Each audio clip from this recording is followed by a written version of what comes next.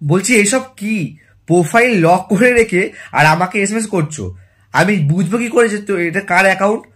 Profile lock করে খবরদার আমাকে এসএমএস করবে না, খবরদার আমাকে প্রোফাইল লক করে একদম এসএমএস করবে না।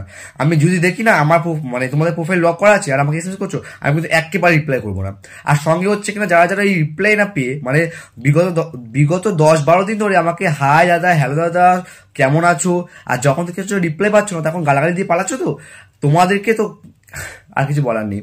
তো কেন ইয়ার, তোমরা এত লোক আর আমি একা, সকলকে তো একসঙ্গে রিপ্লাই দেওয়া সম্ভব নয় না, তো একটু অপেক্ষা করো আমার জন্য, তাই না? আর যারা যারা আমাকে ট্রিপল এক্স ভিডিও পাঠাচ্ছ তাদের জন্য একটা কথা, এরকম তোমরা ভেবে নিও না যে আমাকে এরকম ধরনের ভিডিও পাঠালে তোমাদেরকে আমি রিপ্লাই করবো, তোমার সঙ্গে কথা বলবো। একেবারে কিন্তু ভুল ধারণা। আমি কিন্তু যাদেরকে দেখি এরকম ধরনের যে আমাকে কাজ করছে তার সঙ্গে কিন্তু কথা বলে, মানে তাদের কথা বলা দূরে কথা, তাহলে আমি দেখিই না কিছু। মাথায় রাখবে কথাটা।